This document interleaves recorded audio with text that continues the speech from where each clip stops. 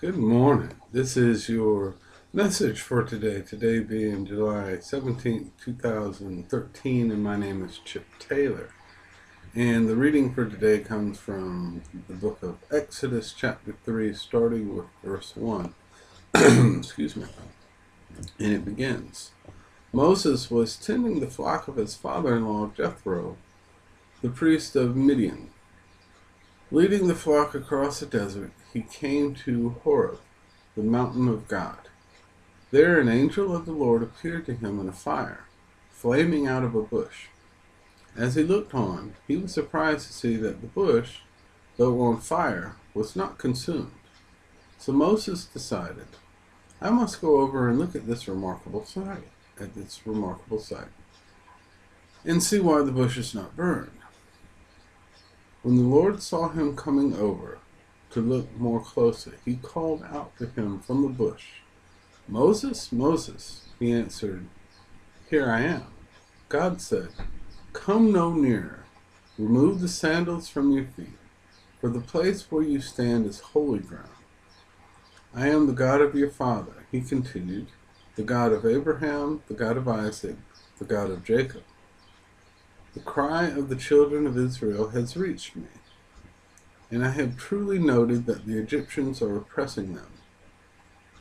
Come now, I will send you to Pharaoh to lead my people, the children of Israel, out of Egypt.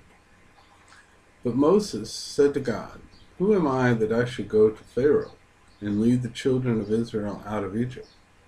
He answered, I will be with you, and this shall be your proof that it is I who have sent you.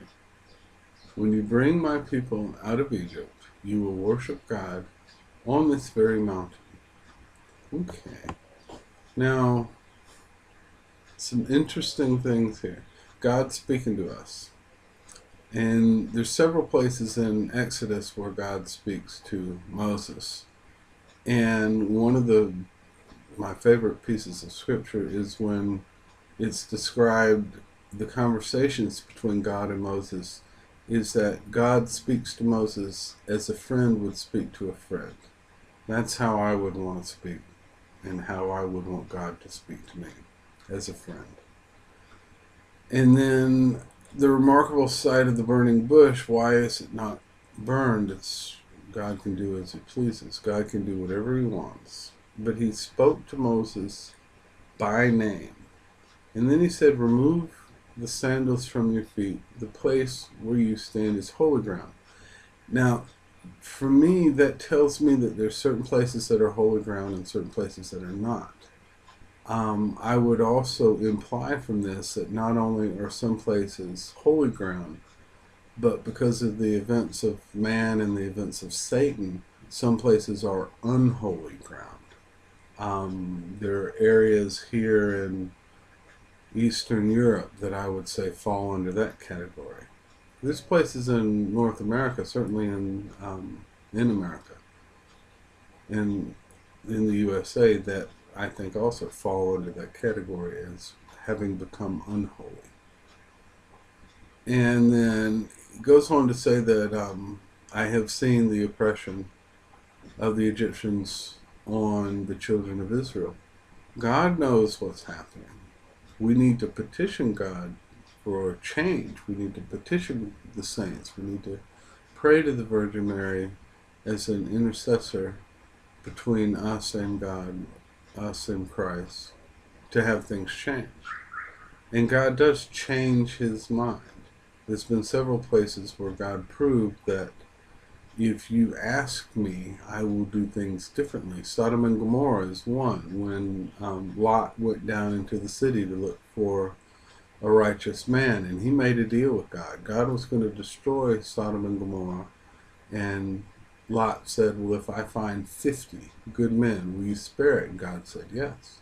Went all the way down to 10. All Lot had to do was find 10 good men, and God would have spared the city. Just said, Lot couldn't find 10 good men. The point being, God could have changed his mind. Another good example is Nineveh. When Jonah went to Nineveh, It was God's intention to wipe out that city.